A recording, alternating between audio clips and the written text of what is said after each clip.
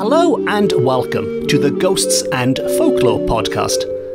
I'm Mark Rees, and on each episode, I investigate a different, weird, and wonderful subject. And on this episode, we are going to explore a mysterious and unexplained real-life account of a haunting in a Welsh beauty spot that baffled investigators at the time and continues to baffle investigators today. But maybe, after listening to all of the details, you, dear listener, can help solve the mystery. And so, to begin at the beginning. And these events take place in what is described as the town of St Gofans in Pembrokeshire. And Gofans is spelt in the anglicised way, which is G-O-V-A-N, the Welsh language version being G-O-F-A-N.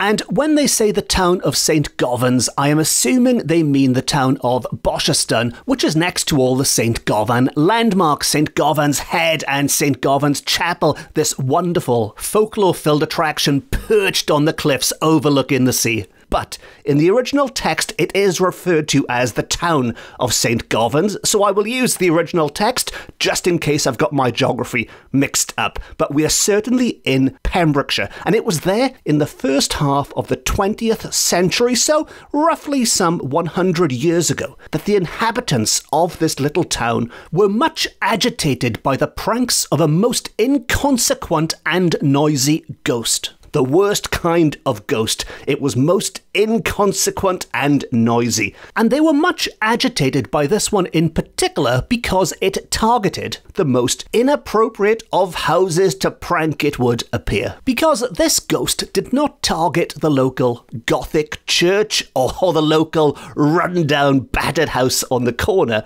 Rather, it selected the abode of one of the quietest and most respected families in the place for the scene of what are described as its exploits. A quiet, respectable family that, thanks to the appearance of this ghost, thanks to its exploits, were no longer seen as being quiet and respectable. And this terrifying haunting, as we'll discover as the episode goes on, not only aroused excitement in that neighbourhood, but for a few days attracted considerable attention from the daily press. So these events put a small, unassuming part of Pembrokeshire in the national spotlight. And I've said this before on this podcast, I'm sure I will say it again, but without this press coverage, there is a very good chance that this particular haunting and many other hauntings would have been lost to time. So it's a very good thing that they did get involved. But you do, however, have to bear in mind that some of these reports might come with a certain bias. Some newspapers, for example, might sensationalise the events just to get the headlines. Like evil spirit terrorizes community, that kind of headline might need to be taken with a pinch of salt.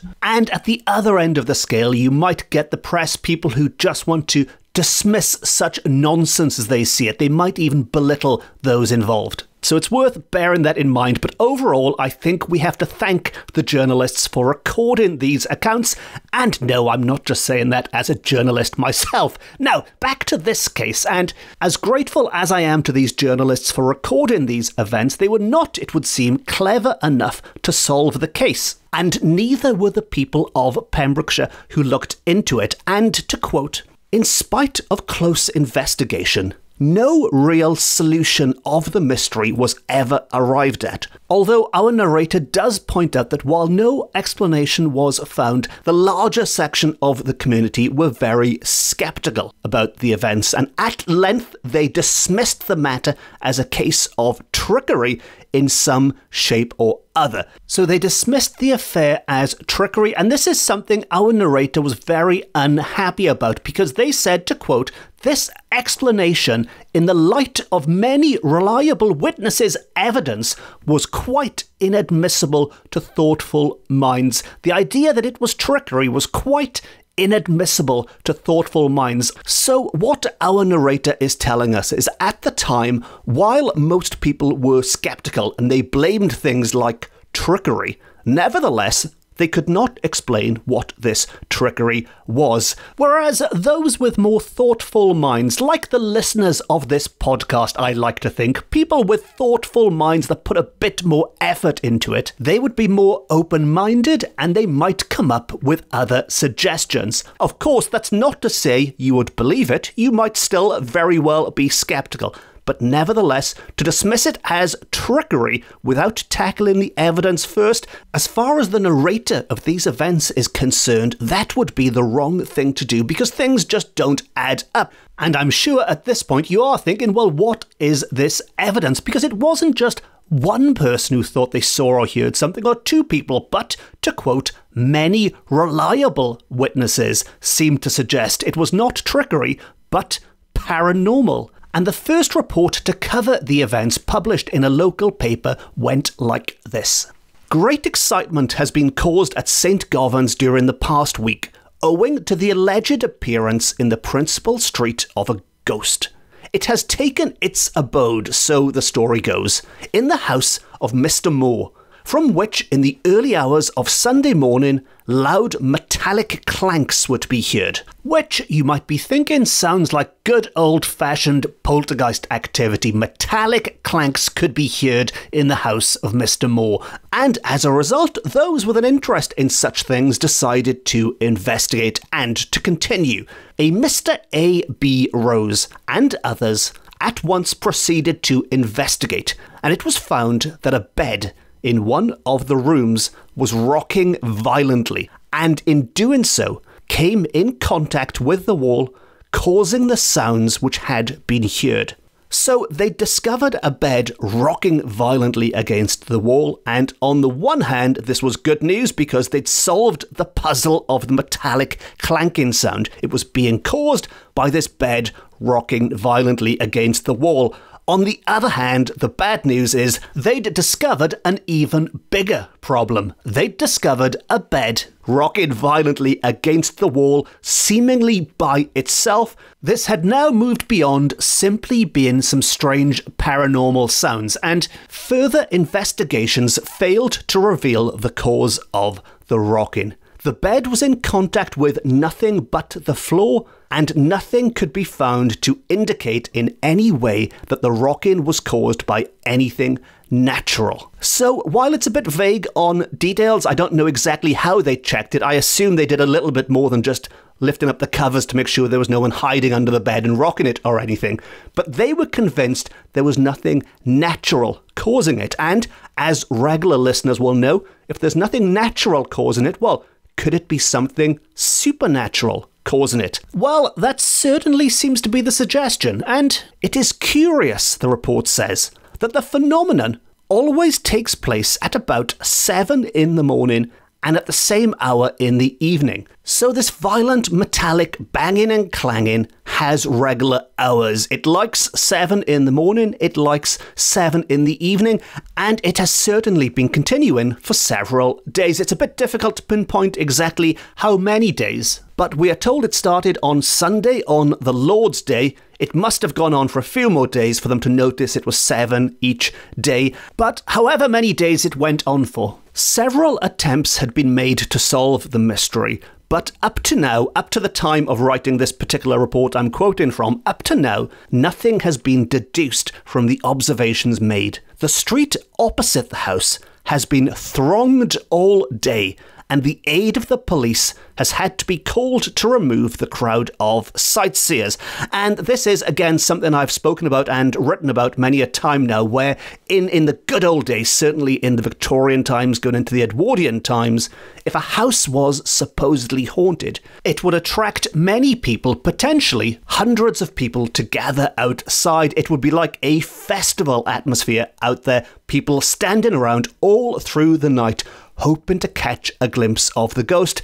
What exactly they were hoping to see, I'm not sure. Maybe a figure in a white sheet walking past a window and waving at them. But these were the days before the invention of the internet. These were the days before the invention of Betamax videotapes even. So in that respect, you can understand why people would need some kind of distraction. And if somebody told you that there was potentially evidence of life after death in the quiet, unassuming house down the road, then you're going to get off your backside and go and have a look. And in fairness, as somebody who has been on many a ghost hunt myself, wasted hours after hour sitting around in the dark, shivering, drinking coffee, waiting for something to happen, even after the invention of the internet and Betamax videotapes, who am I to judge the good people of Edwardian Wales? And while I joked just then about them expecting to see a ghost maybe walking past a window and giving them a wave, while they didn't see such phenomena, they did hear phenomena. They did hear something, because those metallic sounds, or metallic clanking as it's referred to, was so loud that it could be heard many yards away from the house down the street. So they were, those people who'd gathered outside, they were in some way experiencing the phenomena, even if they weren't granted access into the house, and even if they didn't see a full-bodied apparition floating by. And to continue, and though the noises and disturbance continued each morning for several days afterwards, they were never again as loud and insistent as on that Sunday. So the bed continued violently banging, but slightly less violently than its peak on the Sunday, and various persons, we are told, bent on investigation of a more or less scientific order, soon discovered that by establishing a code of rappings they could communicate with the disturbing agent, and accordingly each morning visitors arriving at the unconventional hour of 6:30 proceeded to the room containing the mysterious bedstead, and by means of taps held long conversations with the ghost. And there's quite a lot going on in that relatively short sentence there, I think. There's quite a lot to unpack, and I think it shows us in the world of ghost hunting how much some things have changed and how much others have stayed the same. The obvious one, I think, is that the method of communication they are using is one that would be very familiar to many people today who have watched a single episode of a ghost hunting TV show. This idea of setting up a system of taps or knocks to communicate with, one for yes, two for no, whatever it might be, but communicating with the other side seemingly using a system of taps. Where things differ, however, is that this is described as the scientific technique, or as they put it in the original report, those bent on the scientific order. And of course, nowadays, this form of communication would be considered by some to be the total opposite of scientific. This is seen as the more traditional spiritualistic approach, whereas a scientific approach seems to involve carrying a duffel bag around full of expensive equipment that makes beeping sounds and flashing lights and voice recorders and all the rest of it. And I think it's interesting to show how these ideas have shifted, and who knows, maybe they'll shift back the other way. And the other thing I wanted to highlight from that sentence is how they described 6:30 in the morning as being the unconventional hour. And I don't know if 6:30 in the morning is unconventional because it's very early, because that's when most of us still haven't had our first coffee of the day, never mind being out and about ghost hunting, or if it's unconventional because ghosts are supposed to be active in the dark, in the nighttime. Or maybe it's unconventional just because they were expecting the ghost at 7 o'clock. As mentioned, this ghost was punctual, 7 o'clock, so maybe just the fact that it piped up half an hour early was unconventional for some. Whatever was unconventional about it, it was 6:30 in the morning, and the scientific investigators who had conceived of this method of communicating with the spirit were there conversing with it, talking away, and they noticed that these taps always came from the same place on the same wall, and as such, curious statements were thus obtained. And in one case, when a lady that the original author of this report knew personally and who they could vouch for, but they chose not to name, when that lady was the interviewer, and by interviewer they mean that lady was the person shouting out these questions into an empty room, some assertions made to her, and by assertions made to her, this means the responses that she had from the what they assumed to be a ghost in reply to her questions. So some assertions made to her were quite extraordinary in correctness, containing, as they did, information known to no one else in the town or district. And this means the ghost, it would appear, was knowledgeable about things no local would have any knowledge about. On the other hand, they say, it does not seem as if anything new or interesting was imparted to anybody, which is one heck of a put down for a ghost, isn't it? It's making the effort to communicate with us from the afterlife, but it just wasn't interesting. And those suspicious, scientifically minded investigators believed that the answers to the questions in most cases seemed evidently framed to suit preconceived ideas in the listener's mind. That's the scientific investigator speaking there, isn't it? These answers were conceived, they were framed to suit preconceived ideas in the listener's mind. And the killer blow, as it were, that came from the skeptical side of the argument to try and disprove this mystery is that however impressive at the moment, however impressive these communications were at the time, the statements, when repeated, certainly sounded most vague and unconvincing, except in the one instance referred to. So not only was this ghost boring, as it were, but it's also very vague in its answers, and on the one occasion where it does get something quite impressively right, if you were to ask a random person on the street the same set of questions, the law of averages suggests that they too would also hit the nail on the head at least once, if not more than once. Maybe this ghost is actually below average in the questions it gets correct. So the result was that both sides had what they thought was a strong argument. On the one hand, as boring as they might be, the messages were all factually correct, and the ghost did appear to be very well travelled and very knowledgeable, and knew things, knew information that the average person in Pembrokeshire, or this part of Pembrokeshire at the time, might not necessarily know. On the other hand, they were so vague that the skeptically minded were not particularly convinced, and if I was going to play devil's advocate, and I am going to play devil's advocate, you might expect a little vagueness when somebody is communicating with taps and knocks. They are effectively using a form of communication that is more limited than Morse code, say. There is very little nuance in a tapping sound. So it's not the easiest way to communicate, and if indeed ghosts do exist, and if indeed they are trying to communicate with us using a system of tapping sounds, it could be an incredibly difficult thing to do. Maybe it's not as easy for them to just tap the desk like I can do right now. Maybe it takes a lot of effort. Maybe they are over there on the other side right now, turning red in the face, using every muscle in their body, assuming they have bodies, that is. But either way, if they have bodies or not, they could be really straining just to send a single tap. So maybe it's a little bit unfair to expect them to start tapping out romantic poetry, say, or some Shakespearean sonnets. But anyway, that's enough devil's advocate, and let's move on to what I think is possibly the most important line in the original narrator's report of this case, because they rather boldly nail their colours to the mast, as it were, with this statement, and they claim that the knocks and rappings were in themselves absolutely genuine and produced by some supernormal means. This cannot be doubted.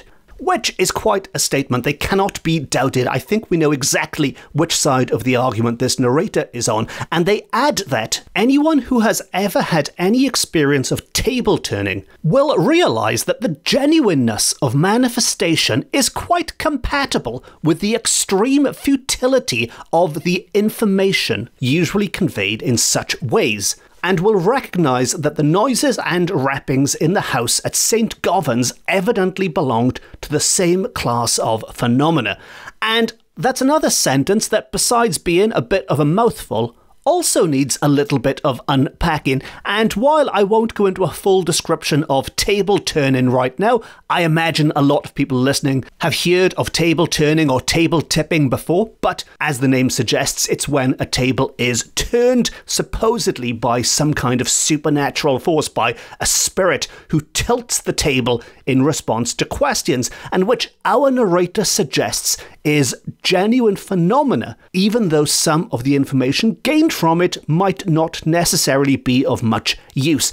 And to continue, Manifestations of such a vehement and insistent order must surely have had their origin in some unknown psychic disturbance, some mysterious jarring sufficient to set quivering the veil between things seen and unseen. Which, again, is a bit of a mouthful and is a rather flowery way of saying that these manifestations, the fact that they happen, means that they can be traced back to some kind of psychic disturbance. The tables would not be tipping, the bed would not be rocking against the wall, had it not been the scene of some psychic disturbance. And this leads up to the main point our narrator is trying to make. And to quote, and this is the last bit of flowery dialogue that I need to quote from them, but to quote, they say that, in this and similar cases, it has always seemed that trying, however vainly, to find a reason for these disturbances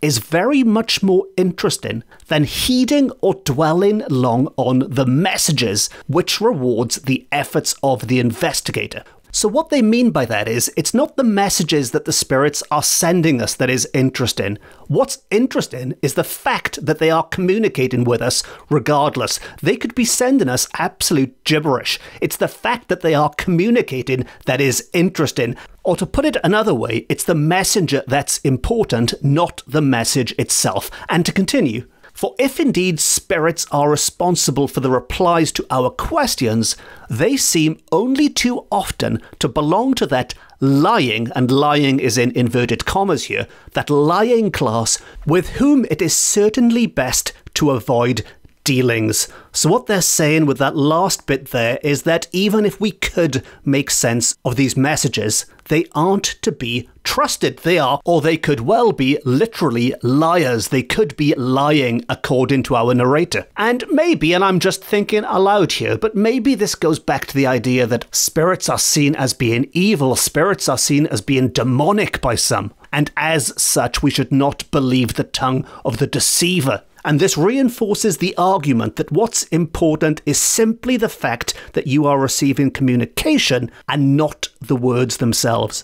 And just to be clear, I might be stating the obvious here, but this is the view of a researcher 100 years ago. It's not my personal view. I imagine it's not a view shared by many people listening to this podcast, but nevertheless, it is a view worthy of consideration, because what they're saying is that if no explanation can be found, if no natural explanation can be found, as in this particular case, we can still be amazed at the fact that it simply was. That bed was banging on its own. We have no idea why, we might never know why, but if whatever was taking place was not natural, maybe that does make it supernatural.